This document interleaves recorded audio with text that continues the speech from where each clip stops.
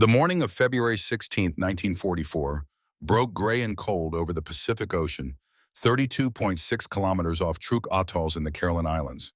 Through the salt-crusted viewport of the Japanese destroyer, Hayate Lieutenant Commander Hiroshi Takeda stood frozen at his optical rangefinder, his hands trembling against the cold metal housing.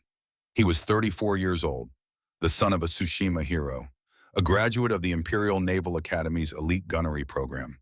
For 12 years he had trained for this moment, this war, this doctrine.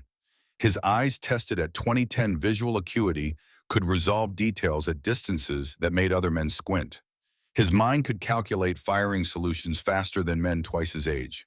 He was by every measure his Navy valued perfect. And yet, staring through the rangefinder at two massive silhouettes on the distant horizon, Hiroshi Takeda felt something he had never experienced in his entire naval career. Fear. Not the clean fear of a combat, the adrenaline that sharpened senses and quickened reflexes. This was something deeper, something that struck at the foundation of everything he believed. Because what he was witnessing at this impossible distance should not be possible. The American battleships were 35,700 yards away, 20 miles. Beyond the visible horizon, at this range, Takeda could barely resolve their profiles even with Japan's finest optical equipment. They were shadows, ghosts, more suggestion than certainty. Then they opened fire. The sound reached him, first a distant thunder that rolled across the ocean like a storm announcing itself. Then came the shells. Takeda heard them before he saw them, that distinctive shriek of 16-inch projectiles tearing through air, a sound like the sky itself ripping open. The first salvo landed 200 meters off Hayate's port beam. Columns of water erupted skyward, towering geysers that rose 100 feet, maybe more, backlit by the gray dawn. The concussion wave hit the destroyer's hull like a physical blow, and men stumbled on the deck, grabbing for handholds. Takeda's rangefinder operator, a young seaman named Yuki, 20 years old with eyes almost as good as Takeda's own, turned from his scope with an expression that would haunt Takeda for the rest of his life. Not fear exactly, something worse. Disbelief. "Sir," Yuki's voice cracked, "the enemy is achieving accurate fire from a range where we cannot even establish proper optical track. How is this possible?" Takeda had no answer. Everything in his training, every doctrine manual he had memorized, every tactical assumption his Navy had built over 40 years, told him this should not be happening. Effective gunnery at 35,000 yards required visual confirmation of fall of shot.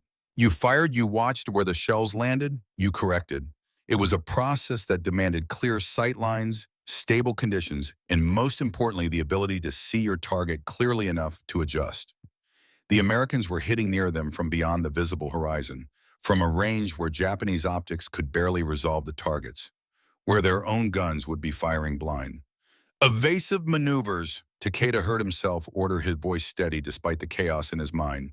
Full speed. Pattern Delta 7. Lay smoke. Hayate's engines screamed to full power. The destroyer heeled hard to starboard, black smoke pouring from her stacks, mixing with the chemical smoke generators that painted the ocean with concealing fog. The ship zigzagged, desperately executing the evasion pattern that doctrine prescribed for long-range fire. It didn't matter. The second salvo landed closer, the third closer still. Each adjustment precise, methodical, as if the enemy could see through the smoke, through the haze, through the very curvature of the earth itself.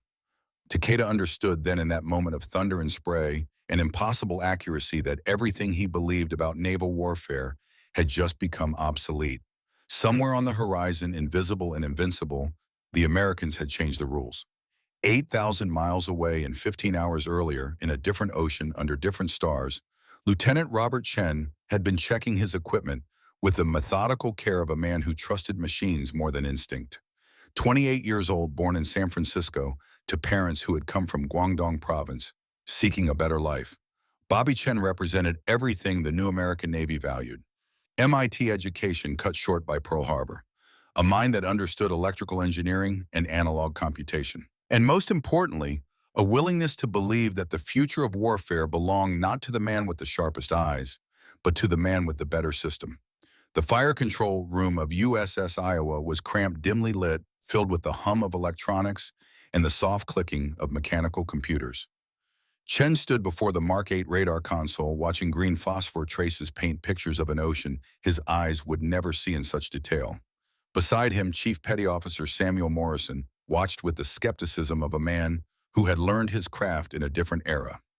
At 42, Morrison had been in the Navy since 1918. He had learned gunnery on ships where range finding meant putting your eye to an optical instrument and trusting your judgment. He had gray in his hair and scars from the last war, and he looked at Chen's electronic marvel with the cautious respect a master craftsman gives a machine that threatens to make him obsolete. "How's she looking, kid?" Morrison's voice carried the flat vowels of Nebraska, where he had been born to a farming family that never quite understood why their son wanted to go to sea. Chen didn't look up from the scope. "System is nominal, Chief. Radar tracking at full range. Mark 8 rangekeeper is calibrated. We could shoot accurately at 40,000 yards if we had a target." Morrison grunted, moved to the optical rangefinder station out of pure habit. Through the viewport, he could see the gray expanse of the Pacific, empty and vast. "You ever think about what happens when that fancy equipment breaks down in the middle of a fight? That's why we have redundancy, Chief. 2 complete fire control systems. If one fails, we switch to the backup. And if both fail," Chen finally looked up, met the older man's eyes, "then you do it the old way. But that won't happen. Kid, I've been in this Navy 25 years. Rule number 1, everything breaks eventually." It was an old argument between them, comfortable and familiar. Chen had come aboard Iowa 8 months ago, fresh from fire control, school full of theoretical knowledge and absolute faith in integrated systems. Morrison had been assigned to train him in optical ranging, the traditional skills that the Navy still considered essential backup. They had learned from each other, Chen teaching Morrison the basics of radar theory, how electromagnetic waves bounced off metal hulls and returned to paint pictures on phosphor screens. Morrison teaching Chen the feel of optical ranging, the subtle art of judging distance by sight alone, the way atmospheric conditions affected visibility, the human element that no machine could quite replicate. Respect had grown between them, the kind that forms between men who serve together in close quarters, who depend on each other, who understand that survival might someday hinge on both the old skills and the new. "Run another calibration check," Morrison said finally. "Captain wants us ready for anything once we reach the operations area." Chen nodded, turned back to his console. His fingers moved across switches and dials with practiced precision. The Mark 8 system responded, its mechanical brain calculating solutions to problems that hadn't yet presented themselves. Neither man knew that in less than 20 hours, they would prove to the world that warfare had fundamentally changed. Hiroshi Takeda's journey to that moment of revelation off Truk Atoll had begun 12 years earlier in the spring of 1932, when he first walked through the gates of the Imperial Naval Academy at Itajima. He was 22, then slight of build but intense, carrying the weight of a family legacy that both inspired and burdened him. His father, Captain Kenji Takeda, had served on the battleship Mikasa during the Battle of Tsushima in 1905, that legendary victory where Admiral Togo's fleet had annihilated the Russian Baltic fleet in the straits between Korea and Japan. Takeda Sr. had been a gunnery officer, one of the men whose precise shooting had sent Russian battleship after Russian battleship to the bottom. He had come home, a hero, had risen to command his own ship, had retired with honor and medals and the absolute certainty that he understood how wars at sea were won. One decisive battle, perfect execution, overwhelming victory. The doctrine had a name, Kantai Kessen, the decisive fleet engagement. And it wasn't just strategy. For the Imperial Japanese Navy, it was religion philosophy, the organizing principle around which everything else revolved. Young Hiroshi had grown up hearing the stories. His father's voice describing the moment when Mikasa's guns found their range, when Russian armor proved inadequate, when the sea itself seemed to rise up and swallow the enemy fleet. The lesson was clear, repeated until it became part of Hiroshi's very identity. Build the most powerful ships. Train your crews to perfection. Choose your moment. Destroy the enemy in one crushing engagement that would force them to negotiate peace. At the Naval Academy, Hiroshi had excelled. The entrance examination tested mathematical ability and visual acuity, and Hiroshi had scored in the top 5% in both categories. He was selected for the elite optical gunnery program, where only the best students were admitted. His instructors taught him to use the Type 94 stereoscopic rangefinder, the finest optical ranging instrument in the world. They taught him the Type 92 Shigekiban fire control computer, a mechanical marvel of gears and cams that could calculate ballistic solutions with impressive accuracy. They taught him doctrine close to medium range around 20,000 yards, where Japanese optical superiority and crew training would deliver decisive hits. Everything Hiroshi learned reinforced the same message: Japanese naval technology and Japanese naval skill were superior. The Americans were building larger fleets, yes, but American ships would be slower, clumsier, their crews less skilled. When Kantai Kessen came, when the decisive battle finally arrived, Japanese excellence would prevail. Hiroshi believed it absolutely. How could he not? His father had lived it. His instructors taught it. The entire structure of the Imperial Navy embodied it. He graduated second in his class in 1936, was commissioned as an ensign, was assigned to the light cruiser Notori. For 5 years, he honed his skills. He could operate a rangefinder with such precision that his measurements varied less than 50 yards at 20,000.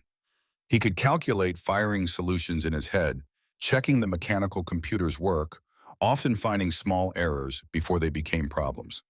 In 1941, Hiroshi Takeda was promoted to lieutenant commander and given a posting he had dreamed of: gunnery officer on the destroyer Hayate. He was 31 years old at the peak of his abilities, ready to prove his worth in the great conflict everyone knew was coming. When the war began with the attack on Pearl Harbor, Hiroshi felt something close to exhilaration. Finally, after years of training, the opportunity to serve, the opportunity to honor his father's legacy, the opportunity to participate in Kantai Kessen, that decisive battle that would determine the fate of nations. The early victories seemed to confirm everything. At Pearl Harbor, Japanese naval aviation had devastated the American Pacific Fleet. In the months that followed, Japanese forces swept across the Pacific with stunning speed. Singapore fell, the Philippines fell, the Dutch East Indies fell. Japanese naval skill, Japanese naval power seemed unstoppable. Hiroshi remembered the day in December 1941 when news reached them that Yamato had been commissioned, the largest battleship ever built. 72,000 tons of steel and fury, 9 18.1-inch guns, the most powerful naval weapons in history. Each shell weighed 3,220 pounds and could travel 42 kilometers. Yamato was more than a ship. She was the physical embodiment of Kantai Kessen, the ultimate expression of Japan's faith in decisive battle. With Yamato and her sister Musashi, how could Japan lose? Hiroshi had written to his wife that night, a letter full of confidence and pride.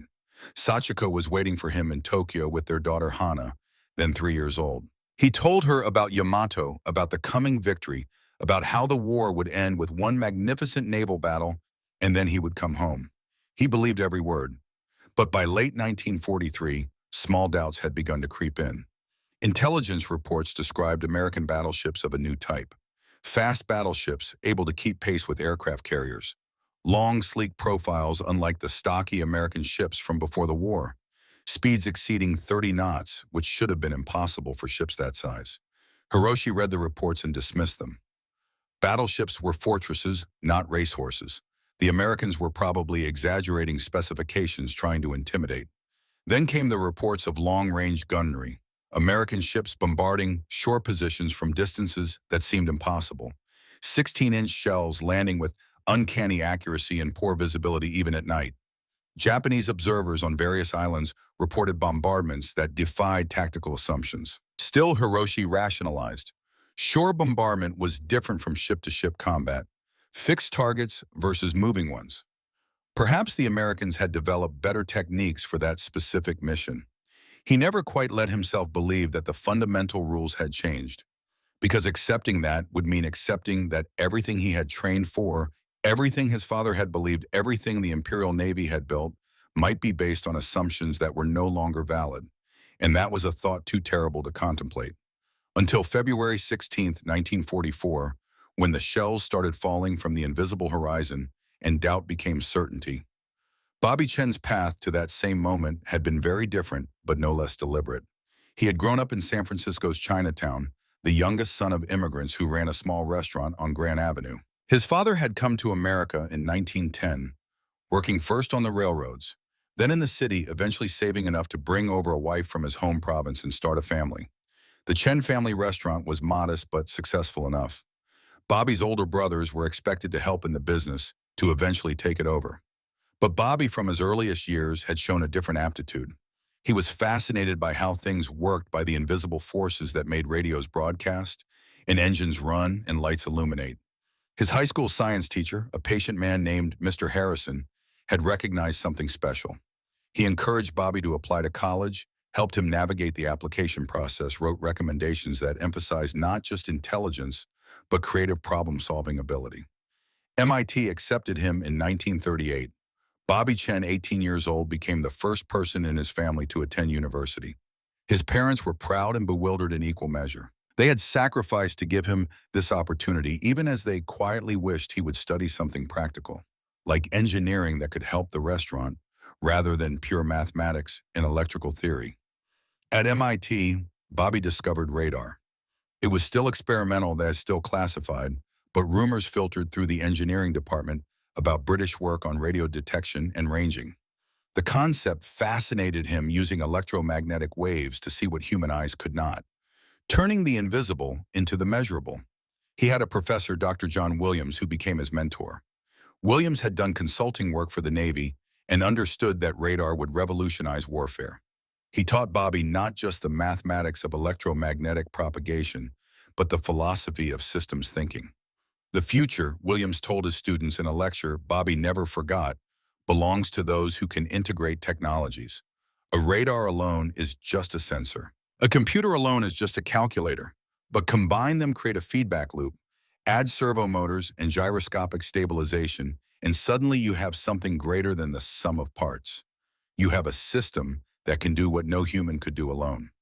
Bobby had been working on a senior thesis about analog fire control computation when Pearl Harbor happened, December 7th, 1941. He was in the library when someone ran in with the news. Japanese aircraft had attacked the Pacific Fleet. Battleships were sinking. Thousands were dead. Bobby remembered walking back to his dormitory in a daze. His parents had come from China. Japan and China had been at war since 1937. Bobby had relatives, cousins he had never met, living under Japanese occupation. And now Japan had attacked America, his country, while pretending to negotiate peace. He didn't finish his thesis. He enlisted the next morning, walked into a Navy recruiting office in Boston, and said he wanted to serve. The recruiter looked at his MIT transcripts, looked at his face, and made a decision that would shape Bobby's war. "We need technical specialists," the recruiter said, "men who understand electronics and computation. You interested in fire control systems?" Bobby nodded. He barely knew what fire control systems were, but he understood electronics and computation, and he understood that he wanted to be part of defeating the people who had killed Americans while talking peace. The Navy sent him to fire control school in Philadelphia.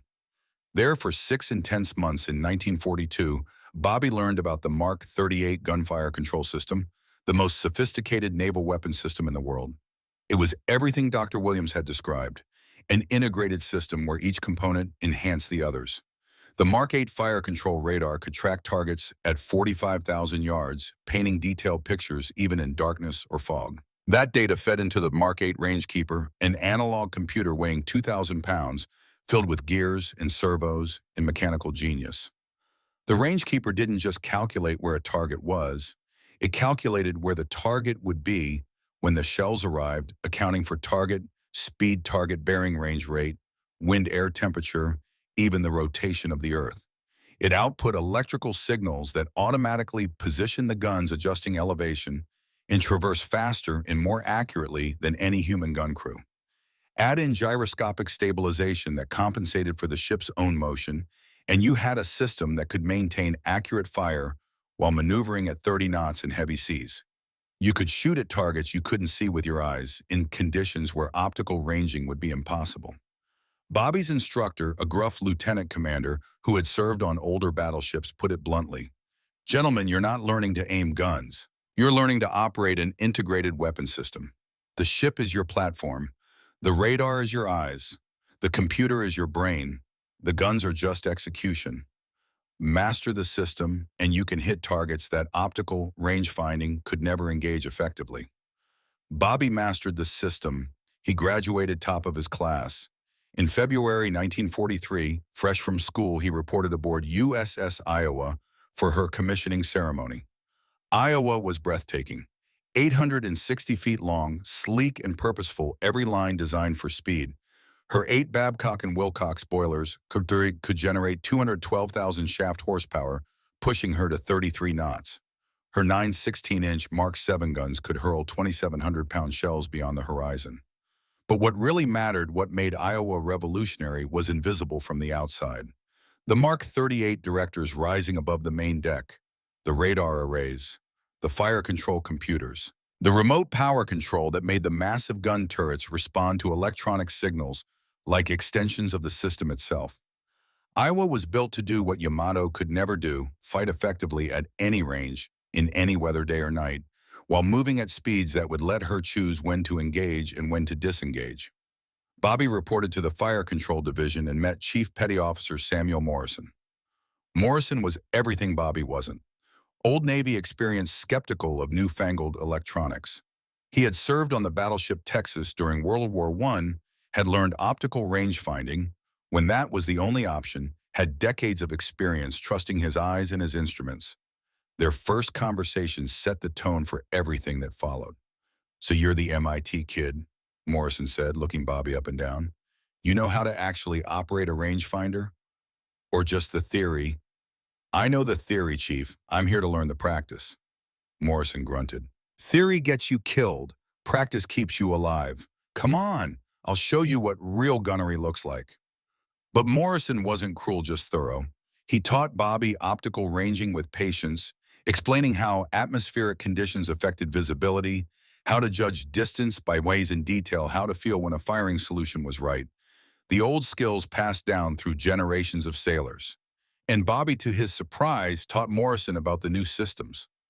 One night during a quiet watch, he showed the chief how the radar worked, explaining electromagnetic wave propagation in simple terms, demonstrating how the scope painted pictures of reality. Morrison listened, asked questions, finally nodded slowly. "So this thing can see in the dark, and in fog, and rain, and smoke, and beyond the horizon. And you trust it?" Bobby met his eyes. "Chief, I trust mathematics, I trust physics, I trust systems that have been tested. This system works." Morrison was quiet for a long moment. Then he said something Bobby would remember forever. "Kid, in my experience, the best tool is the one you understand completely. I understand optical ranging. I don't fully understand your radar, but I'm willing to learn because I've been in this Navy long enough to know that the side that adapts faster usually wins." Mutual respect grew from that conversation. Morrison became more than Bobby's supervisor. He became his mentor, his guide to the unwritten rules of Navy life, his connection to traditions that Bobby needed to understand even as he helped build the future.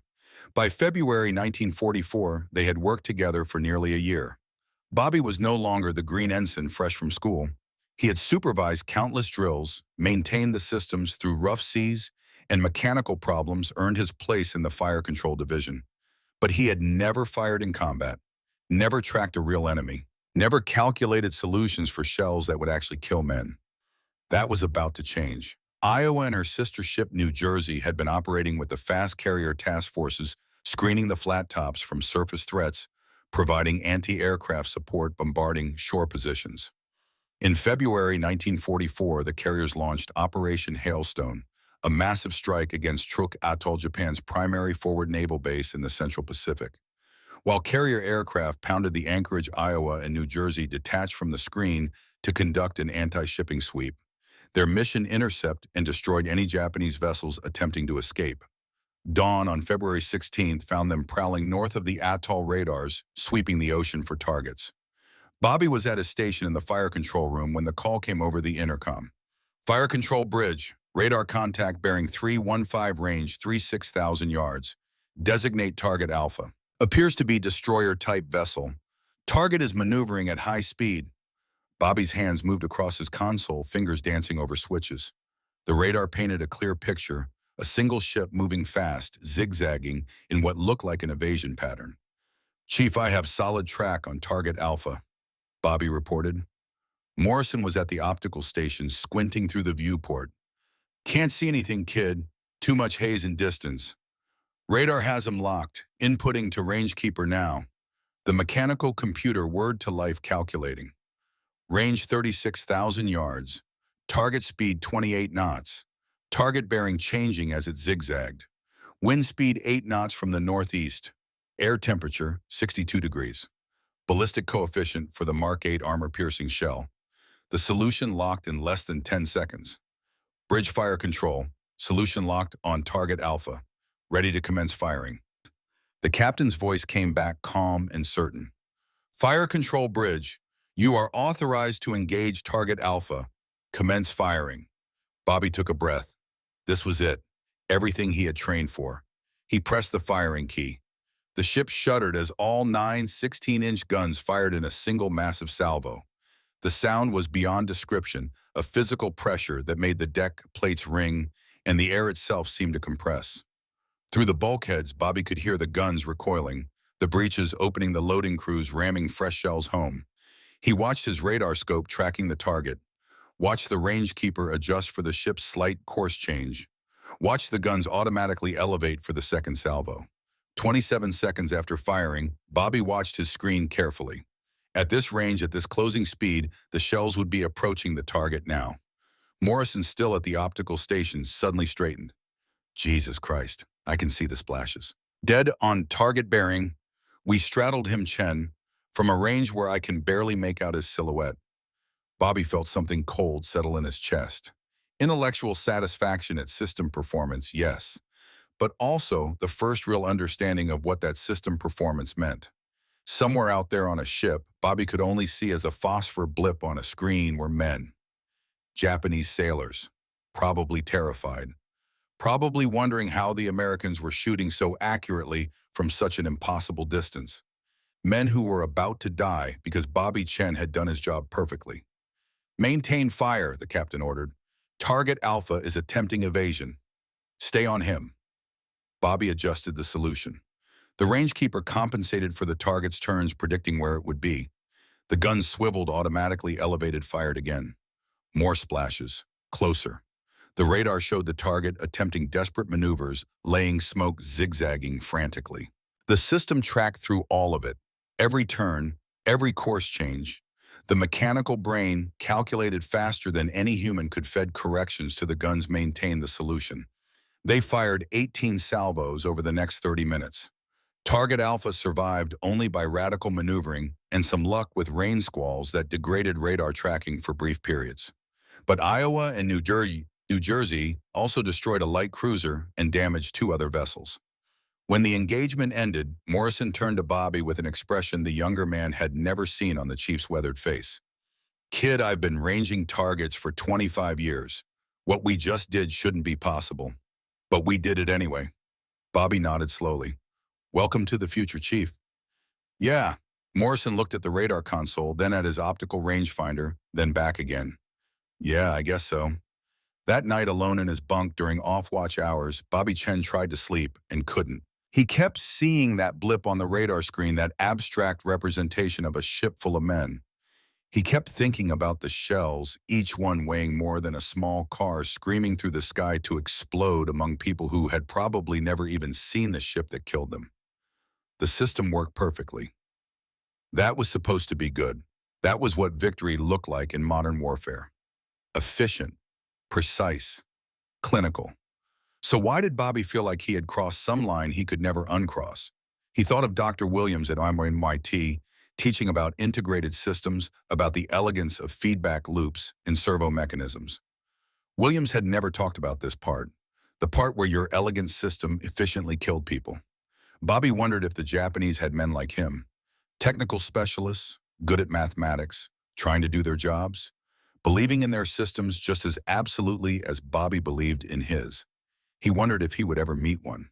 If they would recognize each other as men who had chosen systems over instinct, future over tradition, efficiency over humanity. He wondered what they would say to each other if they did meet. Hiroshi Takeda stood on Hayate's bridge 3 hours after the engagement, watching the sun set over an ocean that suddenly seemed much larger and much more dangerous than it had at dawn. They had survived. Barely. The light cruiser Katori had not been so lucky, nor had the destroyer Maikaze. Both were gone, sent to the bottom by shells fired from beyond the visible horizon. Takeda had been ordered to write an after-action report. He sat in his cabin that evening, staring at blank paper, trying to find words for what he had witnessed. He wrote, "Enemy battleships achieved accurate fire at 35,700 yards in degraded visibility conditions. This exceeds all doctrine parameters for effective optical fire control. Multiple salvos demonstrated systematic correction and target tracking despite evasive maneuvering." Conclusion. Americans possess superior ranging technology, possibly electronic in nature. This represents fundamental change in naval warfare. Recommendation: urgent assessment and doctrinal revision required. He read it over. It sounded clinical, professional. It didn't capture the terror of watching shells fall from an enemy you couldn't effectively fight back against. It didn't capture the moment when Takeda realized that every assumption his Navy had built over 4 decades might be fatally flawed. But it was the truth, and Takeda still believed even after everything that truth mattered. He submitted the report to his captain, who forwarded it up the chain of command. 2 weeks later, Takeda was called to a meeting with Admiral Ozawa, commander of the Mobile Fleet. Ozawa read the report, set it down, looked at Takeda with an expression that mixed sympathy and frustration. "Takeda-san, you are suggesting that the Americans have some technological advantage that makes our doctrine obsolete." "Sir, I am reporting what I observed. They were achieving accurate fire at ranges where our optical systems could not establish proper track. More likely they were lucky, or you miscalculated range under stress. Sir, with respect, this was not one salvo.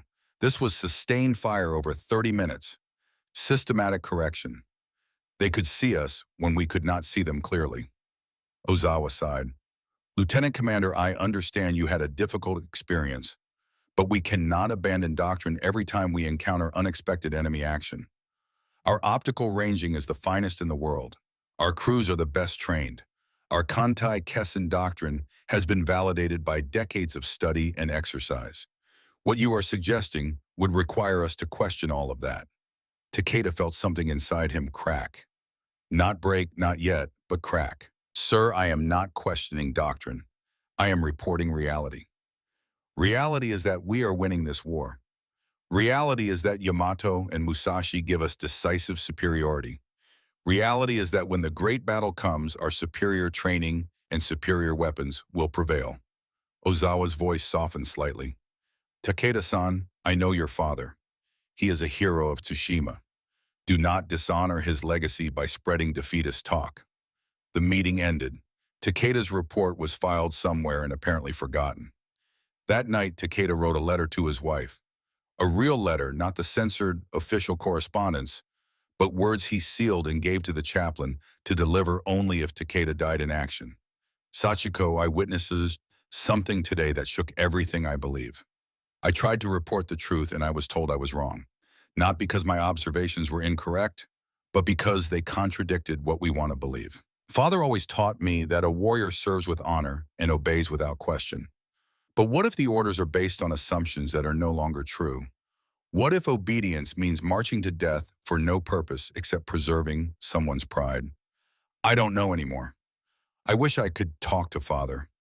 I wish I could ask him if he ever felt this doubt, this fear that everything you believed might be wrong. Kiss Hana for me. Tell her to grow up brave enough to question even when questioning is dangerous. That is the lesson I am learning, perhaps too late." He sealed the letter, gave it to the chaplain, and tried to sleep. In his dreams, he heard shells screaming from the invisible horizon and woke in the darkness of his cabin, wondering if he had just heard the future announcing itself. Across the Pacific, in the officer's wardroom of USS Iowa, Bobby Chen and Sam Morrison sat over coffee during a midnight watch break.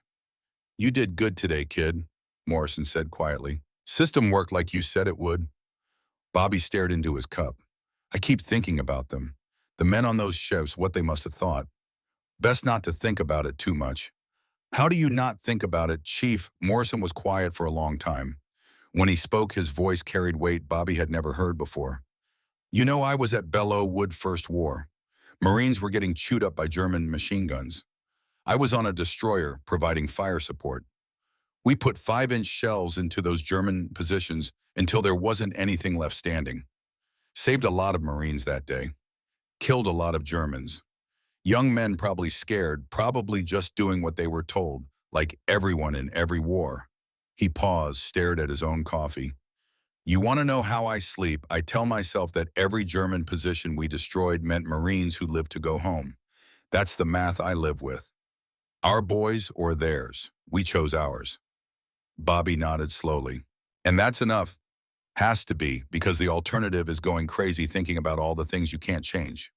Morrison paused. But kid, the fact that you're asking these questions, that's not weakness. That's humanity. Don't lose that. System works because you're smart. But stay human and you'll use that system right. Lose your humanity and you're just an efficient killer. There's a difference. They sat in silence for a while, two men from different generations bound by service and circumstances, trying to find meaning in a war that reduced humans to blips on radar screens and entries in fire control solutions. Neither of them knew that in the months ahead, the questions would only get harder and the answers even more elusive. But for now, in this quiet moment between battles, they had each other and the fragile comfort of knowing they were asking the right questions, even if there were no good answers. The war continued. The doctrine clashed with reality. And men on both sides, good men doing their duty, marched forward toward a reckoning that would prove once and for all whether faith and tradition could survive contact with the future. The thunder beyond the horizon had spoken. Now came the storm. Spring turned to summer in 1944, and with each passing month, the pattern became clearer. The war Hiroshi Takeda had trained for was not the war being fought. The decisive battle that doctrine promised kept receding like a mirage replaced by something newer, something his Navy had never quite prepared for. By June, Takeda had been transferred from Hayate to new orders. The destroyer needed repairs after Truk and Takeda's skills were needed elsewhere. When the assignment came through, he felt a mixture of honor and dread. Yamato, he was to join the gunnery staff of the largest battleship in the world, the embodiment of everything Kantai Kessen represented. It should have been the pinnacle of his career. Instead, it felt like being assigned to a magnificent museum piece, while the world outside changed beyond recognition. He reported aboard in early April 1944 at Linga Roads near Singapore, where Yamato had been stationed to be close to fuel sources. The ship was even more impressive in person than in photographs. Standing on her deck was like standing on a floating fortress armor, so thick it seemed nothing could penetrate it, guns so large they defied comprehension. Commander Yamada, the senior gunnery officer, gave Takeda the tour personally. Yamada was 55, a career gunnery specialist, a man who had spent 30 years perfecting the art of optical fire control. He walked Takeda through the systems with obvious pride. 9 18.1-inch guns, Yamada said, patting the massive turret of the number 2 main battery. Each shell weighs more than a truck. Range 42,000 meters in ideal conditions. When we engage the American battleships, Takeda-san, these guns will speak for the Empire. Takeda followed, listening, trying to feel the enthusiasm Yamada clearly expected. But he kept thinking of Truk of shells falling from beyond the visible horizon of systems that didn't require optical ranging at all. Commander Takeda asked carefully, what provisions have been made for engaging targets beyond optical range, in degraded visibility conditions? Yamada frowned slightly.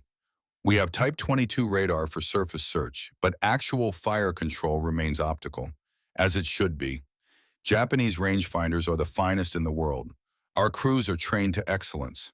Why would we trust unreliable electronics over proven human skill? Sir, at Truk, I observed American ships achieving accurate fire at 35,000 yards in conditions where our optical systems could barely resolve the targets. Then they were lucky, or you miscalculated. Yamada's tone carried a note of warning. Doctrine is clear, Lieutenant Commander. We close to medium range 20 to 25,000 yards, where our optical superiority and training deliver decisive results. The Americans may have tricks, but in a proper battleship engagement skill and courage prevail. Takeda said nothing more. He had learned the futility of arguing with men who had built their entire careers on assumptions they couldn't afford to question. That evening, he wrote to Sachiko, a careful letter saying nothing that would alarm the censors, but trying to convey something of what he felt. I am now serving aboard Yamato, which is a great honor. The ship is magnificent, everything our nation's industry can produce, and yet I find myself troubled by questions I cannot fully express. Sometimes I wonder if magnificence and effectiveness are the same thing.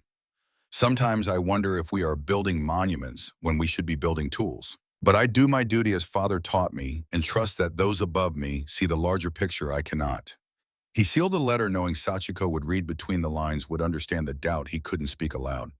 Across the Pacific, Bobby Chen was discovering that moral questions had a way of persisting even when you tried to ignore them. In May 1944, he was transferred to USS New Jersey, Iowa's sister ship, with a promotion to full lieutenant and the position of senior fire control officer. Morrison came with him, a decision the chief grumbled about, but secretly appreciated. They had become a team, the young technical specialist and the old-school rangefinder expert, balancing each other's strengths. New Jersey joined Task Force 58 for the invasion of the Mariana Islands. The operation was massive, involving hundreds of ships, and the battleships had multiple roles: screen the carriers, provide anti-aircraft support, bombard shore positions. On June 19th, during what would later be called the Battle of the Philippine Sea, Chen experienced combat in a form he hadn't anticipated. The Japanese launched massive air attacks against the carrier fleet, hundreds of aircraft, wave after wave, trying to overwhelm the American defenses. Chen's primary job was fire control for the main battery, but when the air attacks began, he found himself coordinating data for the 5-inch anti-aircraft guns as well. The Mark 37 fire control directors tracked incoming aircraft with radar-calculated lead angles, and firing solutions directed the 5-inch guns to engage targets that appeared as dots on the horizon. The system worked with brutal efficiency. Aircraft after aircraft fell from the sky, shot down by radar-directed fire that made traditional anti-aircraft gunnery look primitive by comparison. Chen watched the radar returns disappear one after another and knew each vanishing blip represented men dying. Young pilots, probably full of courage and determination, climbing into cockpits to attack a fleet they had been told they could defeat. He thought of his counterpart somewhere in Japan, some fire control officer who had helped prepare those pilots, who had believed in his nation's capabilities just as Chen believed in his systems. That officer was probably wondering now why so many aircraft weren't coming back, why American defenses were so effective. Morrison, watching Chen's face during a lull in the attacks, understood what he was seeing. "You're thinking about them again," the chief said quietly. "How can I not? We just shot down maybe 50 aircraft in an hour. That's hundreds of men. Men who were trying to sink our carriers and kill our sailors. You did your job, Chen. You kept our people alive." I know that's the right answer. But knowing it doesn't make it feel better." Morrison sighed. "War doesn't give us easy choices, kid. Just necessary ones. Remember that." By the end of the day, American pilots were calling it the Great Marianas Turkey Shoot. Japanese naval aviation had lost over 300 aircraft. American losses were minimal. The battle was a decisive victory, exactly the kind of engagement American doctrine was built for. But Chen took no joy in it, only a growing sense that efficiency in killing is still killing, no matter how justified. In July, New Jersey participated in shore bombardments of Tinian and Saipan. This was different from ship-to-ship combat. The targets were fixed positions, bunkers and artillery emplacements, and supply depots on island fortresses that had to be neutralized before Marines could land. Chen's job was to coordinate fire control for the 16-inch guns using aerial reconnaissance photos and grid coordinates to identify targets, calculating firing solutions for structures he could only see as marks on a map. The bombardment of Tinian lasted 3 days. New Jersey fired over 800 rounds of 16-inch ammunition. Each shell weighed either 2,700 pounds for armor piercing or 1,900 pounds for high-capacity, high-explosive. The high-capacity shells were designed for exactly this purpose. When they impacted, they created craters 50 feet wide and 20 feet deep. The blast could destroy concrete bunkers, collapse underground tunnels, kill anyone within hundreds of yards. Chen calculated trajectories and firing solutions with precision. The radar-directed system meant they could fire accurately even when smoke from previous impacts obscured the target area. They could adjust fire based on aerial observation, walking shells across defensive positions with methodical thoroughness.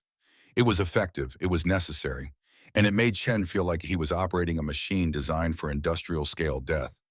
On the third day, Morrison found him behind a gun mount, vomiting into the ocean. "Rough seas getting to you, kid." Chen wiped his mouth, shook his head. "I saw the aerial photos from after the bombardment. There's nothing left, Chief. We just erased everything in the target area, turned solid ground into a moonscape." Morrison was quiet for a moment. And tomorrow Marines land on that beach. They walk across ground we made safe. They take objectives without facing the fire from positions we destroyed. They go home to their families because we did our job. I calculated every shell, Chief. I watched them land. Then I saw what they did. Yeah, that's the burden. That's what comes with the system you operate. Morrison gripped Chen's shoulder. You can't carry what you can't change. Those positions had to be destroyed. Better our shells than our Marines' lives. That's not just words, kid. That's the only math that makes sense in this war. Chen nodded, but the weight didn't lift. For Hiroshi Takeda, serving aboard Yamato through the summer of 1944 became an exercise in cognitive dissonance. The ship was magnificent. The crew was skilled. The systems were well maintained. And yet Yamato spent most of her time anchored swinging at her moorings while the war raged elsewhere. The official reason was fuel conservation. Oil was becoming scarce and Yamato consumed vast quantities. Better to preserve her for the decisive moment than waste fuel on routine patrols. But Takeda suspected a deeper reason. The high command was afraid to risk her, afraid that the symbol of Japanese naval supremacy might be destroyed before the decisive battle arrived. And so Yamato waited and waited while smaller ships fought and died. In October, the waiting ended. American forces invaded the Philippines, landing at Leyte Gulf. This was it, the moment Kantai Kessen had promised. The Americans had committed their fleet to a major amphibious operation. They were exposed, their transports and supply ships vulnerable. If Japanese naval forces could break through and destroy the landing fleet, the American advance would be crippled. The plan was complex, involving multiple forces converging from different directions. But the heart of it was Center Force, commanded by Vice Admiral Kurita. And the heart of Center Force was Yamato and Musashi, the super battleships that would finally prove their worth. Takeda attended the briefing on October 20th with a mixture of anticipation and dread. Admiral Kurita stood before the assembled officers explaining the plan. Center Force would transit the Sibuyan Sea Pass through San Bernardino Strait and fall upon the American landing fleet from the north. Other forces would divert American attention. It would be coordination, timing, and overwhelming firepower. Gentlemen, Kurita said, his voice grave, this is the moment we have prepared for. The decisive battle. Yamato and Musashi will lead the attack. Your guns will speak for the Empire. Victory here will change the course of the war. Commander Yamato was enthusiastic during the preparation. Finally, Takeda-san, a proper battleship engagement. No more waiting. Tomorrow we show the Americans what Japanese gunnery can achieve. Takeda wanted to share the enthusiasm, wanted to believe that tomorrow would vindicate everything, that Kantai Kessen would prove itself, that all the training and doctrine would matter. But he kept remembering Truk, kept remembering shells from beyond the horizon, kept wondering if they were preparing for a battle that would never come. October 24th, 1944 dawned clear over the Sibuyan Sea. Center Force was in transit, making good speed towards San Bernardino Strait. On Yamato's bridge, lookouts scanned the horizons. Radar operators monitored their scopes. Gun crews stood ready. At 08:30, the radar reported aircraft contacts, many contacts. American carrier aircraft. Takeda was at his station in the fire control center when the first wave arrived. He could see them through the viewports, dozens of aircraft diving from altitude, torpedo bombers coming in low. But they weren't attacking Yamato. They were focusing on Musashi. He watched horrified as the attacks developed. Wave after wave after wave. Dive bombers and torpedo bombers coordinated attacks from multiple directions. Musashi's anti-aircraft guns fired frantically, filling the sky with tracers and explosions. But there were too many aircraft. Far too many. Takeda had helped develop anti-aircraft doctrine.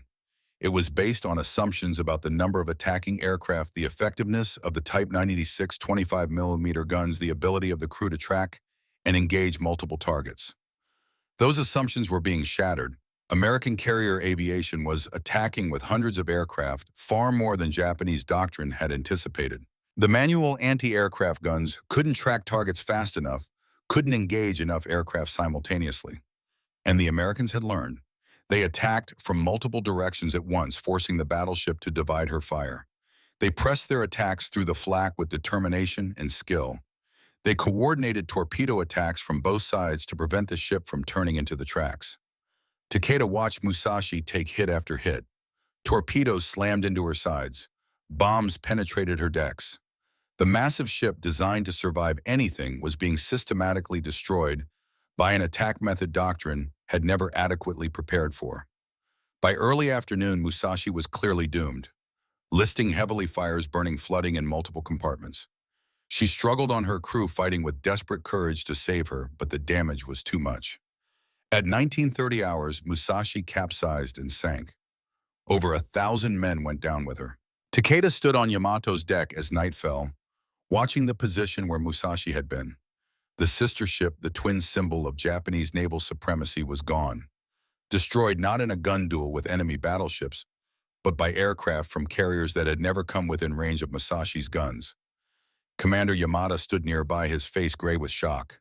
How? Yamada whispered, more to himself than to Takeda. How did they mass so many aircraft? Our intelligence said. Takeda said what Yamada couldn't. Our intelligence was wrong. Our assumptions were wrong. They have more carriers than we thought, better coordination, better aircraft. And our anti-aircraft defenses were designed for a different threat level. Yamada turned to him sharply. Are you saying doctrine is flawed? I'm saying reality doesn't match our assumptions, and Musashi paid the price. Center Force pressed on through the night through San Bernardino Strait. The mission was too important to abort despite the loss of Musashi. They had to reach the landing area, had to destroy the American transports, had to achieve something from this operation. Dawn on October 25th found them emerging from the strait into the Philippine Sea. Lookouts spotted masts on the horizon. American ships. This was it. The moment. The gun duel Yamato had been built for. Takeda was at his fire control station when the identification came through. The targets were not fleet carriers, not the main American battle line. They were escort carriers, small and lightly armored, and destroyers. Tiny ships with 5-inch guns. It should have been a massacre.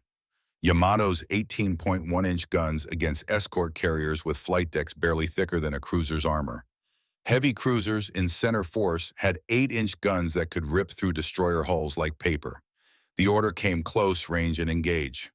Commander Yamada was exultant. Finally, a proper surface engagement. Calculate firing solutions. Will destroy them all. Center force accelerated, closing the range. The American ships turned and ran, making smoke-launching aircraft calling desperately for help. At 28,000 yards, Yamato opened fire.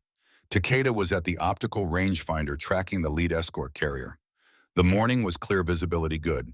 Perfect conditions for optical fire control. Everything doctrine said they needed. He calculated the solution, manually cross-checked with the Type 92 computer. Range target, speed bearing. The mathematics were perfect. Fire. The massive guns erupted. The ship shuddered with the recoil. Takeda watched through the rangefinder, waiting for the fall of shot. 40 seconds later, the splashes appeared. Long. Over the target by 1,000 yards. Correct down 1,000 next salvo. Takeda recalculated, adjusted for the error. The computer verified the new solution. Fire. This time the splashes were short, 800 yards under. What the calculations had been perfect. The Type 92 computer had verified them.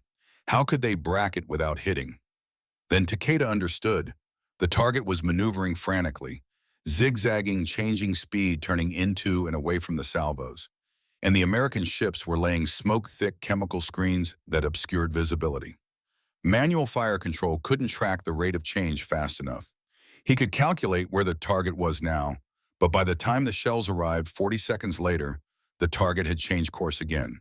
The Type 92 computer couldn't predict enemy maneuvers, couldn't continuously update the solution while the ship was moving.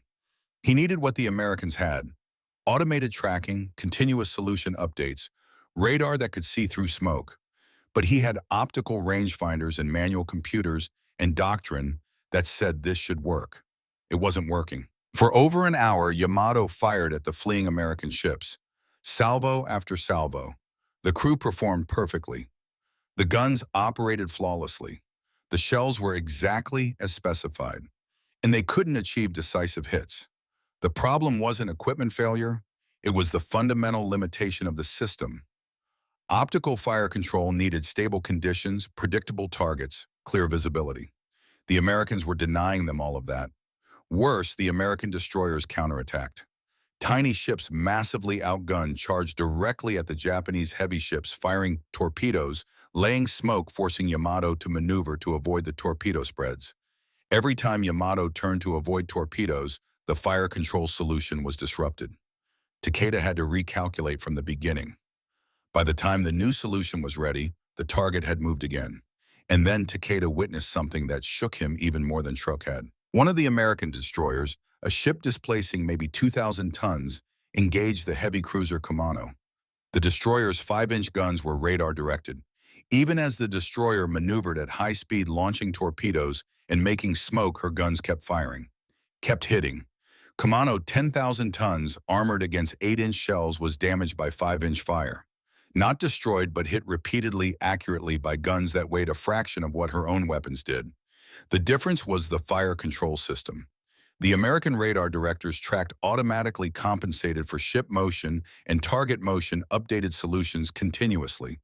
Their 5-inch guns achieved more hits than Yamato's massive 18-inch guns because their system worked in chaotic conditions where optical ranging failed. After 90 minutes of confused action, Admiral Kurita ordered center force to disengage. Commander Yamato was shaking with frustration. We were winning. Their carriers were running. Why withdraw? But Takeda understood. Kurita had looked at the situation and seen the truth. They were expending enormous amounts of ammunition without achieving decisive results. The Americans were fighting with a ferocity that doctrine hadn't predicted.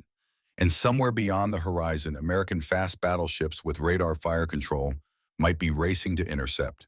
Yamato turned north, breaking off the action. The decisive battle had happened and Japan had lost, not through courage failing or equipment breaking, but through doctrine meeting reality and shattering. Takeda sat in his station after the engagement, exhausted and numb. Around him, other gunnery officers were making excuses. Bad luck, poor visibility, aggressive American tactics. But Takeda knew the real reason. Their system had fundamental limitations that no amount of skill or courage could overcome. They had brought optical rangefinders to an electronic war. That evening, as Yamato limped back toward Japan, Takeda wrote another letter to Sachiko. Today I participated in what should have been a great victory. We had overwhelming superiority. We should have destroyed the enemy completely. Instead, we achieved almost nothing and withdrew in confusion. I cannot give details that the censors would forbid, but I can tell you this courage and skill are not enough when the other side has systems that work better than yours. We are fighting bravely, but we are fighting with tools designed for a different war. I do not know how this ends, but I fear I know. He sealed the letter knowing he was probably writing sedition, no longer caring. The remainder of 1944 passed in a haze for both Chen and Takeda, though their experiences could not have been more different. Chen in New Jersey continued operations across the Pacific. More shore bombardments, more fire support for amphibious landings. More targets calculated and destroyed with systematic efficiency. In November, they bombarded positions on Leyte itself, supporting MacArthur's forces as they fought to retake the Philippines. In December, they were back at sea, screening carriers, shooting down the occasional kamikaze aircraft that penetrated the defensive perimeter. Chen had stopped vomiting after bombardments, but he hadn't stopped thinking. Morrison watched him carefully, worried that the kid was internalizing too much, carrying too much weight. One night in December, Morrison found Chen on deck during a quiet watch, staring at the stars. Can't sleep. Chen shook his head. I keep doing the math, Chief. We've fired thousands of shells since I came aboard. Each one calculated to hit something, to destroy something. How many people have died because I did my job correctly? Morrison was quiet for a long moment. You want the truth, kid? I don't know. And I've learned not to calculate it, because knowing wouldn't change anything except making it harder to do the job tomorrow. But shouldn't we know? Shouldn't we understand what we're doing? You understand what you need to understand. You're helping end this war. Every target you destroy, every mission you complete successfully brings us closer to the day when the killing stops. That's the only math that matters. Chen looked at the old chief. You really believe that? I have to, because the alternative is admitting that I've spent my whole adult life getting really good at killing people, and that's a thought I can't live with. Morrison paused. But here's what I also believe: when this war ends, men like you, men who ask these questions, who didn't lose their humanity, those are the men who'll build something better. The ones who just killed without thinking there'll be problems. But you'll remember why we never want to do this again. It was the most Morrison had ever said about the moral weight of their work, and Chen felt something shift inside him. Not absolution, not comfort, but perspective, a way to keep going. For Takeda, the end of 1944 was bleaker. Yamato returned to Japan to Kure Naval Base and essentially sat there. Fuel was too scarce for operations. The few remaining carriers had no aircraft. The combined fleet existed on paper but was effectively finished as a fighting force. Takeda spent his days maintaining systems that would probably never fire in combat again, training crews for battles that would never come, trying to maintain morale among men who understood they were serving on a ship that had failed to justify its existence. In December, intelligence reports filtered through about American operations. They had captured most of the Philippines. Their fast carrier task forces roamed at will, striking targets across the Pacific. Their battleships, including the Iowa-class ships, provided devastating gunfire support to amphibious operations. Takeda read the reports and recognized the pattern. The Americans had created an integrated system. Carriers provided air superiority and strike capability. Battleships screened the carriers and provided shore bombardment. Everything worked together, flexible, adaptable, effective. Japan had created specialized ships for specialized purposes. Yamato for the decisive battleship duel, carriers for supporting operations. They had optimized for the battle they expected rather than building systems that could handle whatever reality presented. And reality had presented something they couldn't handle. On December 31st, as 1944 turned to 1945, Takeda stood on Yamato's deck and looked at the stars. Somewhere up there, American B-29s were probably flying toward Japanese cities, bombing with impunity because Japan no longer had the fighters or fuel to stop them. He thought of his father, old now, living in Kyoto with failing health. He thought of Sachiko and Hana in Tokyo, enduring rationing and bombing raids. He thought of all the men who had died believing in Kantai Kessen, believing their sacrifice would lead to victory, and he understood with perfect clarity that they had all been betrayed. Not by cowardice or incompetence, but by doctrine that couldn't adapt, by assumptions that reality had disproven, by faith in tradition when they needed innovation. Tomorrow would bring 1945. Takeda had no illusions about what the new year would bring. The war was lost. The only question was, how many more would die before Japan accepted that truth? He went below to his small cabin and tried to sleep. In his dreams, he heard shells screaming from the invisible horizon, and this time he knew what they meant. They meant the future had arrived, and the past had no answer for it. Winter settled over the Pacific like a shroud in early 1945, but the cold that gripped Hiroshi Takeda had nothing to do with weather. It was the cold of certainty, the ice that forms in a man's chest when faith dies and only duty remains. Yamato lay anchored at Kure Naval Base, Japan's largest naval installation, less than 15 kilometers from Hiroshima. From the deck, Takeda could see the city's hills, the familiar landscape of home, and beyond that, the smoking ruins of what American B-29 bombers were methodically destroying across the Japanese archipelago. The war that was supposed to have ended with one decisive naval victory had instead become a slow strangulation, and everyone with eyes to see knew how it would end. The fuel shortage had become critical by January. Not scarce. Critical. Yamato's bunkers sat mostly empty, filled with just enough oil to run essential systems to maintain minimum readiness, but nowhere near enough for sustained operations. The largest battleship in the world, built to dominate the decisive battle, spent her days swinging at anchor because Japan could no longer afford to let her sail. On a gray morning in late January, Captain Kosaku Aruga assembled the crew on the forward deck. Aruga was 50 years old, a career officer who had commanded cruisers and destroyers before being given the honor of Yamato. He stood before 2,000 men and delivered news that should have been unthinkable. Effective immediately, all main battery training exercises are suspended. We will focus our efforts on anti-aircraft defense and damage control procedures. The fuel situation requires this adjustment. The words hung in the cold air. The most powerful guns ever mounted on a warship silent. Not because they didn't work, not because the enemy had destroyed them, but because there was no fuel to practice using them. Takeda stood among the assembled officers, felt the weight of it settle on everyone present. This was how empires died. Not in glorious battle, in logistics, in the slow arithmetic of resources that couldn't be replaced, of systems that couldn't sustain themselves, of assumptions that reality had proven false. After the assembly dismissed, Takeda walked the ship alone. He placed his hand on the massive turret of the #1 main battery. The steel was cold. Inside, the 18.1-inch gun barrel extended 45 meters, a triumph of metallurgy and engineering, capable of hurling 3,000-pound shells beyond the horizon. And useless, completely useless. Not because it lacked power, but because power without purpose, without fuel, without the ability to actually reach an enemy who could see you first and shoot you from beyond your own range, was just dead weight. He thought of his father, Captain Kenji Takeda, hero of Tsushima. The old man lived in retirement in Kyoto, now 73 years old, his health failing. Hiroshi had written to him twice in the past month, careful letters that said nothing about doubts or fears, only dutiful reports of service and honor. What Hiroshi wanted to write, what he could never write, was a simple question. Father, did you ever realize that the victory at Tsushima taught us the wrong lesson? You won because you adapted faster than the Russians. You used new technology, new tactics, better training. But then we took that victory and turned it into doctrine, into rigid assumption, into the belief that we could win the same way forever. We stopped adapting. We started believing. And belief without adaptation is just slow suicide.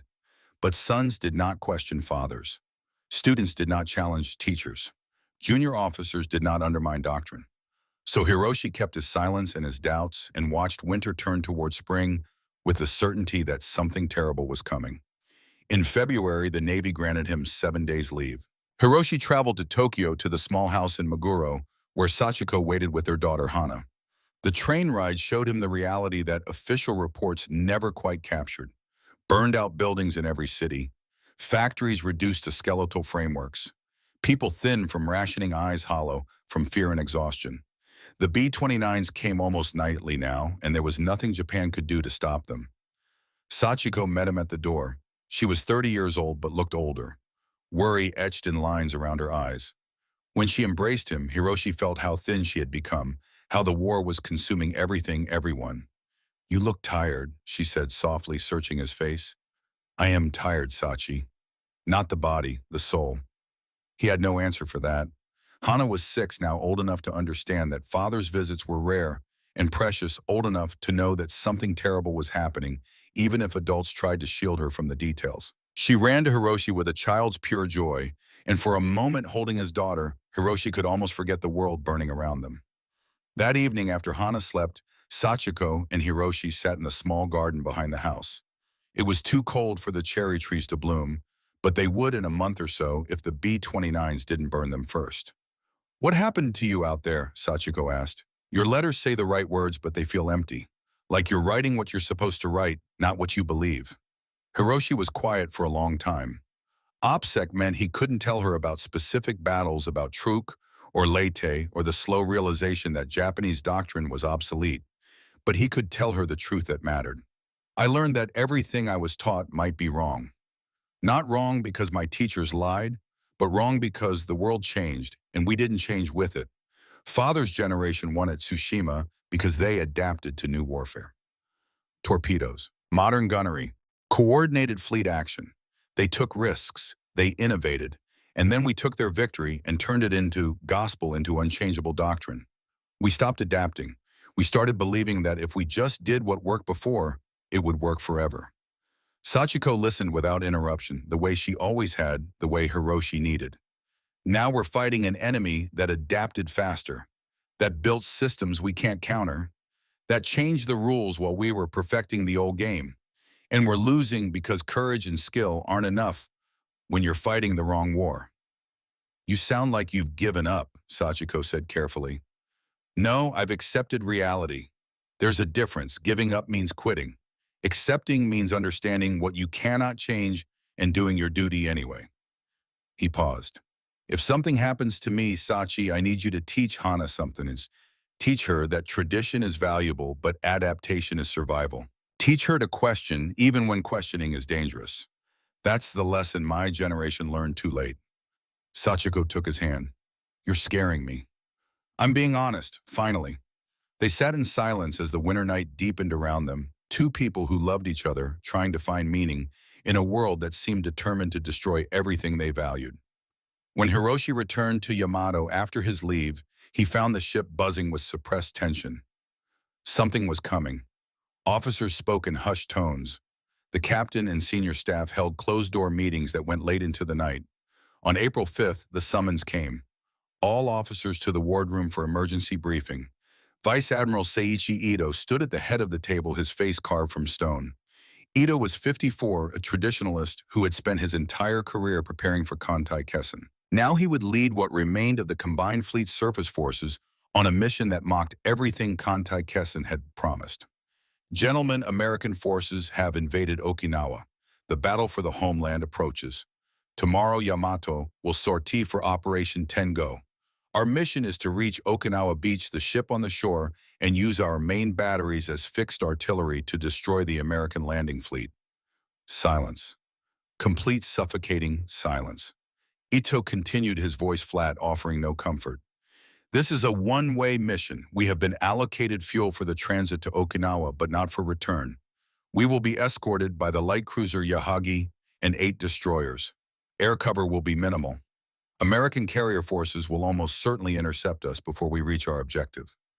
One of the younger officers, an ensign named Kenji Nakamura, recently assigned to Yamato after graduating from the academy, raised his hand with visible trembling. Kenji was 22, fresh-faced, still believing in the possibility of victory.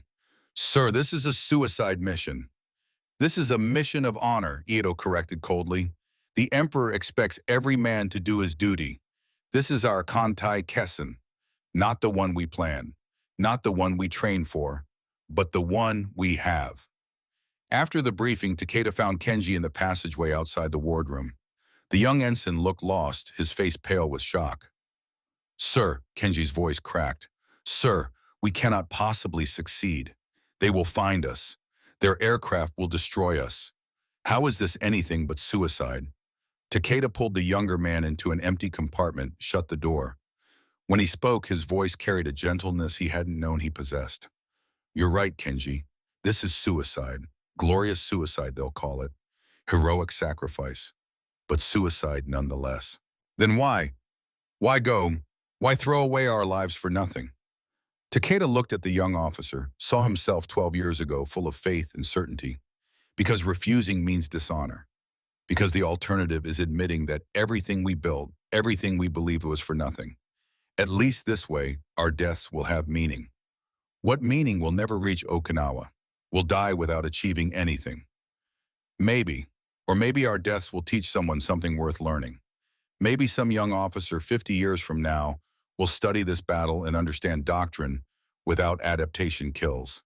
Pride without pragmatism destroys. Takeda gripped Kenji's shoulder. If you survive this, Kenji, tell that story. Tell the truth. That's worth dying for. Kenji looked at him with wide eyes. You think I'll survive? Someone has to. Someone has to live to tell what happened here and why. Let it be you. That night, Takeda wrote his final letter to Sachiko. Not the carefully worded, official correspondence that would be censored and filed, but real words sealed in an envelope he gave to the ship's chaplain with instructions to deliver only if Takeda died. My dearest Sachiko and precious Hannah, by the time you read this, the battle will be over and I will be gone. I want you to know that I go with open eyes. I know this mission will fail. I know we are sailing to our deaths. But I am samurai, and samurai do their duty even when duty means dying for a cause that is already lost. Father taught me honor. You taught me love. I hope I have honored both. Hana-chan, grow up strong and questioning. Don't believe something just because tradition says it's true. Test, verify, adapt. That's the lesson your father learned too late. I love you both beyond words. Live well. Remember me not for how I died, but for what I hoped you would become. He sealed the letter, gave it to the chaplain, and lay in his bunk, staring at the overhead, listening to the ship creak and groan around him, this massive monument to assumptions that had proven fatal. April 7th, 1945 dawned clear and cold. At 0800 hours, Yamato weighed anchor and began moving down the Bungo Channel toward the open Pacific. Behind her steamed Yahagi and the 8 destroyers, a pathetic remnant of the fleet that was supposed to have dominated the ocean. Takeda stood at his station in the main battery fire control center, checking systems one final time. Everything was perfect. The 18.1-inch guns were in peak condition. The Type 92 Shigekiban computer was calibrated precisely. The optical rangefinders were cleaned and aligned, everything ready for a battle that would never happen. Commander Yamada, the senior gunnery officer, moved among the crew with forced confidence, offering encouragement that rang hollow. Today we show the Americans what Japanese gunnery can do. Today, we prove that Yamato is the finest battleship ever built. Takeda said nothing. He had stopped arguing with Yamada months ago. Some men would believe until the very end, and there was a certain mercy in that, a shield against the terrible knowledge that you were dying for nothing. By 1000 hours, they had cleared the Bungo Channel and entered the Philippine Sea. Takeda looked back at the Japanese coastline receding in the distance. Somewhere over those hills, Sachiko and Hana were living their lives unaware that Hiroshi was sailing to his death. At 1200 hours, sonar reported submarine contact. An American submarine shadowing the task force reporting their position. Commander Yamada barely reacted. The destroyer screen will handle it. Stay on course. But Takeda knew better. That submarine wasn't trying to attack. It was tracking, reporting, vectoring in the carrier aircraft that would destroy them. He thought, they know exactly where we are. They know our speed, our course, our composition. And they're coming. At 1220 hours, the lookout shouted the report everyone had been dreading and expecting. Aircraft contacts bearing 080 high altitude. Many contacts. Takeda grabbed binoculars, looked to the east. The sky was darkening, not with clouds, with aircraft. He counted quickly, stopped counting at 100, kept watching as more appeared. 200 aircraft, maybe more. Helldivers, Avengers, Hellcats. The entire striking power of multiple American carrier task forces concentrated on destroying one battleship. This was how they would die. Not in glorious gun duels against enemy battleships, not in the decisive fleet engagement that doctrine had promised, but under bombs and torpedoes delivered by aircraft from carriers that would never come within range of Yamato's guns. Just like Musashi at Leyte, just like every assumption about naval warfare destroyed by the reality of carrier aviation. All anti-aircraft batteries commence firing, Yamada shouted. Main battery load, Sanshiki anti-aircraft shells. The order was almost laughable. Yamato carried the Type 96 25mm anti-aircraft gun, manually aimed, hand-loaded, effective against perhaps 1 or 2 aircraft in ideal conditions. They were about to face 200. The Sanshiki shells, special anti-aircraft munitions for the main guns, were a desperate innovation designed to explode in mid-air and spray shrapnel. They had been tested in exercises. They had never proven particularly effective. But desperate times demanded desperate measures. The first wave of torpedo bombers came in low from both sides simultaneously. American doctrine, Takeda realized with distant admiration. Attack from multiple bearings to prevent the ship from turning into the torpedoes. Force it to present beam aspect to at least one wave. Yamato's anti-aircraft guns opened fire, filling the sky with tracers. But Takeda could see the truth immediately. The guns couldn't track fast enough, couldn't engage enough targets. The American pilots were experienced, coordinated, pressing their attacks through the flak with grim determination. The first torpedo hit the port side at 1225. Takeda felt the explosion through the deck plates, a massive concussion that made the entire ship shudder. Then another. He ran to the damage control station where reports were flooding in. Flooding in compartments 357, counter-flooding initiated list developing port side. The executive officer, a veteran of 20 years at sea, shouted orders with mechanical precision. Counter-flood starboard tanks, all damage control parties report status. But more torpedoes were coming, more bombs. The American pilots were relentless, wave after wave, coordinated and professional, systematically destroying the ship that had been built to be unsinkable. Takeda moved through the chaos, helping where he could, calculating in the back of his mind how long the ship could survive this punishment. Yamato's armor was the thickest ever mounted on a battleship. Her torpedo defense system was sophisticated, designed to absorb multiple hits. But she had been designed to fight other battleships to survive hits from armor-piercing shells, not this sustained aerial assault. Every design had assumptions.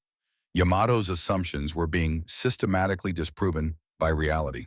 By 1300 hours, the list had reached 15 degrees. Water was pouring into ruptured compartments faster than pumps could handle it. Fires burned in multiple locations. The ship was dying, and everyone knew it. Takeda found himself on the weather deck helping carry wounded men to the medical station. The scene was apocalyptic. Aircraft swarmed like insects, bombs exploding across the superstructure, torpedoes slamming into the hull with methodical regularity. He encountered Ensign Kenji near the #2 turret. The young officer was wounded, blood running from a gash on his forehead, his uniform torn, pinned partially under a fallen beam. "Sir," Kenji's voice was desperate. "Sir, I can't move, help me." Takeda dropped to his knees, tried to lift the beam. Too heavy. He looked around for help, but the deck was chaos, everyone fighting to survive, to save the ship that was clearly beyond saving. "Kenji, I'll get you out. Hold on." "Sir, did we hit anything? Did our guns hit any of them?"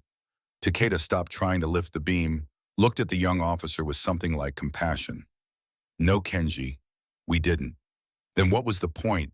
Why did we come here to die for nothing?" Takeda gripped the younger man's hand. "The point is that someone survives to tell the truth. Listen to me carefully.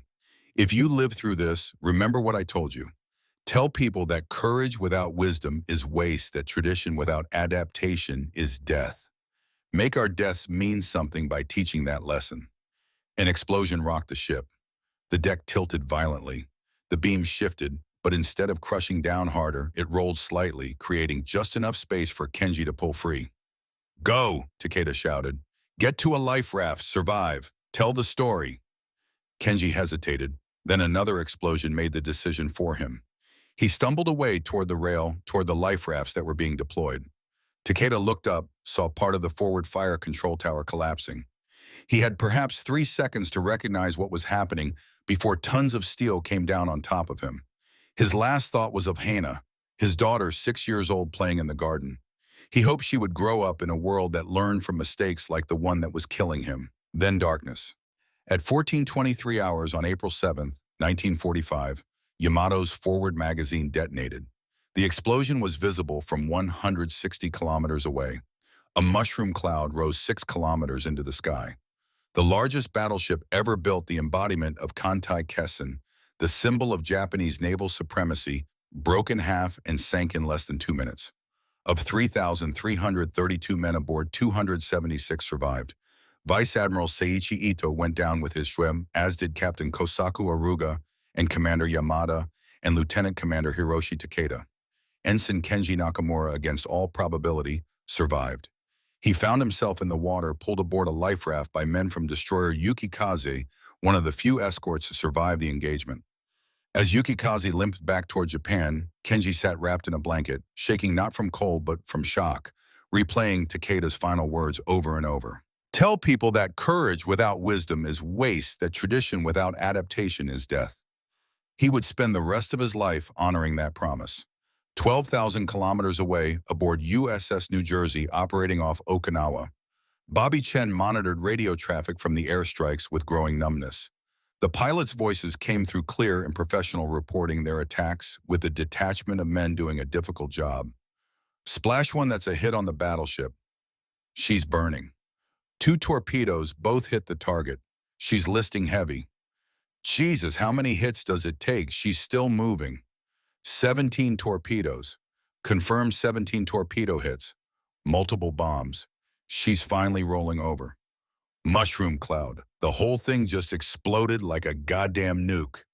Sam Morrison stood next to Chen, listening to the same radio traffic, his face grim. The intelligence officer consulted his identification manual, made the confirmation everyone already knew. "Gentlemen, that was the battleship Yamato. Largest battleship ever built. Sunk by carrier aircraft. Never got within gun range of a single American ship." Chen felt something twist in his chest. All that engineering, all that effort, all those men. The Japanese equivalent of Iowa, built with the same care, the same precision, the same faith in their system. Destroyed without ever fulfilling her intended purpose. Morrison spoke quietly, almost to himself. There's the lesson again. Build for one specific battle, and you die when that battle doesn't come. Chen touched the Mark 8 radar console, the system that had helped make American naval dominance possible. He thought of the enemy fire control officer somewhere on that ship, maybe one of the men who died in that mushroom cloud.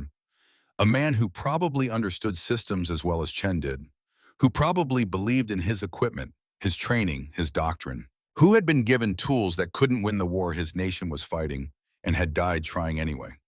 Chief, Chen said softly, do you ever think about them, the men we're killing? Every damn day, kid. Every single day. How do you live with it? Morrison was quiet for a long moment. I tell myself it's them or us. I tell myself we didn't start this war. I tell myself every enemy ship we sink, every position we destroy, shortens this war and saves lives in the long run. He paused. And I tell myself that when it's over, when we've won, we better make damn sure we learn the right lessons. Because next time we might be the ones holding on to doctrine while someone else invents the future. Chen nodded slowly, understanding that Morrison had just given him the only comfort available purpose. The war would end, the killing would stop, and then the survivors would have to build something better from the ashes, or none of it would mean anything. The war ground toward its inevitable conclusion through the spring and summer of 1945. New Jersey and her sisters participated in the final act's operations that would have seemed impossible, unthinkable at the war's beginning. In July, American battleships bombarded the Japanese home islands directly. USS Iowa, Missouri, and Wisconsin, along with the other heavy units, steamed off the coast of Hokkaido and shelled the Nihon Steel Company and Wenatchee Iron Works at Murin. Chen stood at his fire control station during the night bombardment of July 14th through 15th, tracking targets with radar-feeding solutions to the guns, watching the shells arc out into darkness toward an enemy mainland that could no longer defend itself effectively. The numbers were clinical: 156 rounds of 16-inch high-capacity shells, 25,000 yards range, perfect accuracy, industrial targets destroyed, secondary fires consuming residential areas. Over 2,000 houses burned. Chen calculated trajectories and recorded results and tried not to think about the people in those houses. Tried to remember Morrison's words about shortening the war, about saving lives in the long run. After the bombardment, Morrison found Chen on deck, staring toward the Japanese coast where fires still burned. You okay, kid? We just destroyed thousands of homes, Chief. We destroyed a steel plant that makes armor for kamikaze aircraft. And the people who lived near it, they chose to be there. Morrison sighed. Chen, war is the worst thing humans do to each other. No way to make it clean or fair or just. But you know what's worse than this bombardment invading Japan? Millions dead, theirs and ours. Every shell we fire brings us closer to the end. That's the only math that matters now. Chen nodded, but the weight didn't lift. It never really did. On August 15th, the Emperor's radio broadcast announced Japan's surrender. Chen heard it played over the ship's intercom, the thin, reedy voice speaking archaic Japanese that few aboard could understand, but the meaning was clear. It was over. Men cheered, celebrated, broke out contraband alcohol, and toasted victory. Chen went to his bunk and lay in darkness, feeling nothing but exhaustion. They had won. The system had worked. Radar-directed fire control, carrier task forces, industrial capacity, technological adaptation, and all of it had proven superior to Japanese doctrine and Japanese faith. But victory felt hollow in a way Chen hadn't anticipated. He had expected triumph. Instead, he felt tired and shot and old to beyond his 29 years. On September 2nd, 1945, Chen stood on the deck of USS Missouri in Tokyo Bay as the formal surrender ceremony took place. Missouri had been chosen deliberately. An Iowa-class battleship, the newest and most powerful type of American battleship, floating in sight of the Japanese capital. The symbolism couldn't be missed. Japanese officials boarded the ship in morning coats and formal military uniforms, walked past the 16-inch gun turrets that represented their defeat, and signed the surrender documents on a table draped with the flag Commodore Perry had flown when he opened Japan to the West 92 years earlier. Chen watched from his position among the assembled officers. Studied the Japanese faces looking for something he couldn't quite name. Defeat, yes. Exhaustion. But also a kind of hollow dignity, the bearing of men who had lost everything but refused to surrender their humanity. He wondered if any of them had known Takeda, the officer he imagined on Yamato, the man who might have operated systems similar to Chen's own, who might have questioned doctrine, the way Chen questioned the morality of efficient killing. In the weeks after the surrender, Chen was assigned to technical inspection teams cataloging Japanese naval equipment. He traveled to Kure Naval Base where Yamato had been built, and based where the surviving facilities still stood among the wreckage of American bombing. A Japanese technical officer, middle-aged and weary, gave Chen a tour of the fire control systems that had equipped their battleships. The man spoke some English enough to explain the equipment. This is Type 92 Shigekibun, fire control computer, manual input mechanical calculation, very accurate, very precise, but slow. Chen examined the device carefully. It was beautifully engineered, precise mechanical work, elegant in its way, but fundamentally manual, dependent on human input at every stage, limited by the speed of human calculation. Who operated these systems? Chen asked. Best students, best mathematics, best eyes, many years training. They could calculate very fast. I'm sure they could, but did you ever consider automated input integrating radar with fire control? The officer was quiet for a moment. We had radar, Type 22, but doctrine said optical superior, electronic unreliable. So we never integrated properly, never made system like you have. Chen felt a wave of something he couldn't quite identify. Sympathy, grief. I'm sorry. The Japanese officer looked confused. Sorry you won. I'm sorry your men were sent to fight with tools that couldn't win. They deserved better than doctrine that didn't adapt. The officer's eyes filled with tears. He looked away quickly, but not before Chen saw. Many good men died believing. Believing in ships, believing in training, believing doctrine would work. I know. We had men who believed too, but we were lucky. Our doctrine turned out to be closer to right. That doesn't make us better men, just luckier. Later that day, Chen interviewed Japanese survivors gathering information for intelligence reports. One of them was a young officer, maybe 22, thin from months as a prisoner of war with scars on his face from burns. His name was Kenji Nakamura. He had served on Yamato. You were on Yamato's final sortie, Chen asked through an interpreter. Yes, fire control division. What was it like? Kenji was quiet for a long time, staring at nothing. When he spoke, his voice was flat, emptied of emotion. We knew we would die, but we thought maybe we damaged you enough to matter. Instead, your aircraft destroyed us before we saw one American ship. All that power, all that training, wasted. You're a fire control officer. What happened to him? Lieutenant Commander Takeda. He died when the ship exploded. Kenji paused. But before the end, he told me something. He said to remember it, to tell people if I survived. What did he say? He said courage without wisdom is waste. That tradition without adaptation is death. He wanted me to live so I could tell people, so they would learn.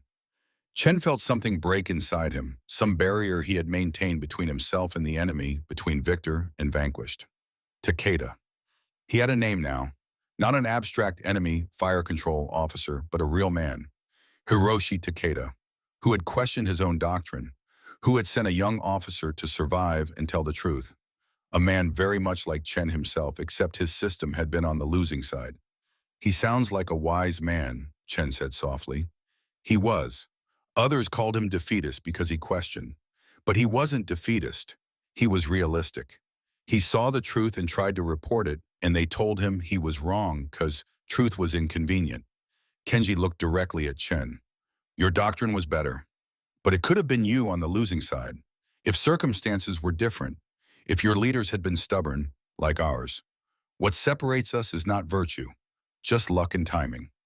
Chen had no answer for that because Kenji was absolutely right. The years that followed taught Chen that the lessons of the war extended far beyond 1945. In 1950, the Korean War broke out. USS New Jersey was recommissioned, her 16-inch guns once again providing shore bombardment. Chen, now a full commander, served aboard her again, older and wiser and still questioning. Sam Morrison had retired by then, settled in a small town in Nebraska. But he wrote letters, and Chen treasured every one. One letter in particular stayed with Chen. "Kid, heard you're heading back to war." 5 years later, same ship, same gun, still relevant. Meanwhile, Yamato's been at the bottom of the East China Sea since '45. Purpose-built superiority versus adaptable versatility. History already chose the winner. The lesson holds. Stay safe. Stay human. Sam. Chen carried that letter through the Korean War, through years of peacetime service, through a career that took him to captain and eventually rear admiral. He retired in 1970 after 28 years in the Navy.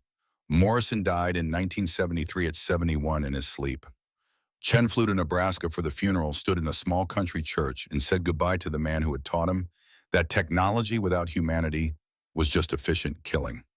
In 1995, 50 years after the war's end, an elderly Bobby Chen attended a memorial ceremony at Oasis, New Jersey, now a museum ship in Camden. He was 79 years old, a retired rear admiral, his hair white, his hands unsteady, but his mind still sharp. The ceremony included a special guest, Kenji Nakamura, 73, representing the survivors of Yamato. They stood together at the Mark 38 Fire Control Director, these two old men who had been enemies who had survived, while others died who carried the burden of memory. Kenji placed a memorial plaque on the director pedestal. It read in English and Japanese, "In memory of Lieutenant Commander Hiroshi Takeda and all sailors who served with honor." Chen added a wreath of flowers. They stood in silence for a moment, then Kenji spoke his English, much improved over the decades. "Your system was better. Your doctrine was better. But both of us know it could have been different. You could have been the ones clinging to obsolete doctrine while we innovated. War is not about virtue, just about who adapts faster." Chen nodded slowly. Takeda understood that. So did my chief Morrison. The best men on both sides knew the truth. The tragedy is that the systems didn't listen to the best men. That's the lesson then. Build systems that listen, that question, that adapt. Not monuments to ideas that cannot change.